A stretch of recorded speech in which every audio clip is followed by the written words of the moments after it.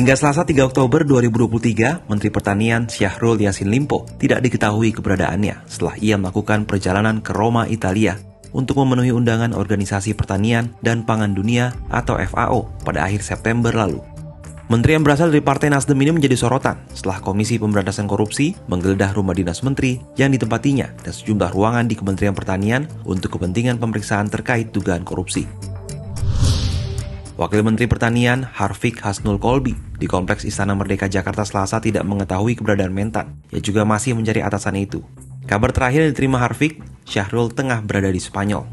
Hari ini kita terus mencari keberadaan Pak Menteri karena memang sampai detik ini kita belum ada kabar mengenai keberadaan Pak Menteri sampai hari ini. Kalau dari Spanyol, informasi terakhir yang kami terima itu memang berbarengan dengan beberapa pejabat eselon kami. Eselon 1 ada yang ikut 3 orang, juga ada eselon 2 yang ikut kunjungan kerja Pak Menteri, juga beberapa staf. Kembali ke tanah airnya ini memang masing-masing karena mungkin tiket juga terbatas, akhirnya terpisah. Saat dikonfirmasi, Dirjen Imigrasi Silmi Karim menyatakan Syahrul belum berada di Indonesia. Menurut Silmi, Syahrul berangkat dari Bandara Soekarno-Hatta pada 24 September 2023 menuju Doha, lalu melanjutkan penerbangan ke Roma. Mas belum masuk ke Indonesia. Belum masuk ke Indonesia. Tapi artinya terakhir di mana ini Pak? Terakhir di Roma. Roma. Ya. Kita pakai data perlintasan dan kerjasama antar negara. Bila merujuk ke akun media sosial milik Syahrul Yassin Limpo, terakhir kali Syahrul mengunggah foto kegiatannya pada 27 September 2023. Saat itu ia bertemu Direktur Jenderal FAO, Kong Dungyu, di sela-sela konferensi di Roma. Sementara akun YouTube milik Kementerian Pertanian terakhir mengunggah kegiatan Syahrul pada 27 September 2023 saat menghadiri konferensi FAO. Setelah itu, akun milik Kementan tidak lagi mengunggah kegiatan sang menteri. Saat Syahrul di Italia dan Spanyol, KPK pada 28 hingga 30 September menggeledah rumah dinas yang ditempati Syahrul.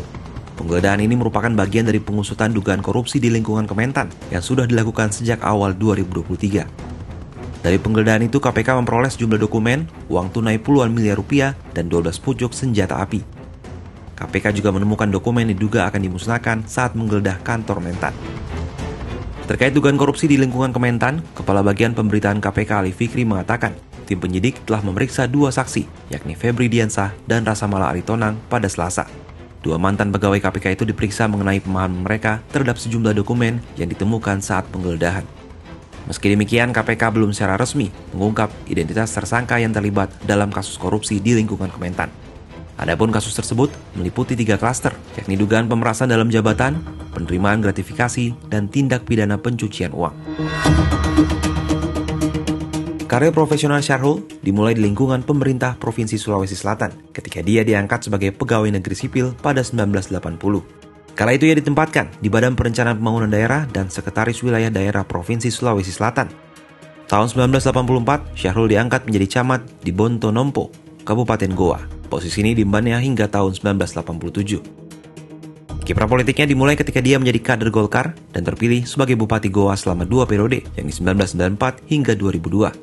Setelah itu dia ditunjuk partainya mendampingi Amin Syam sebagai Wakil Gubernur Sulawesi Selatan pada 2003 hingga 2008. Pada Pilkada tahun 2007, Syahrul menggandeng Agus Arifin Nukmang untuk maju dalam Pilkada Sulsel 2007 dan berhasil memenangkan Pilkada dengan selisih suara yang sangat tipis. Syahrul Agus meraih 39,53% suara.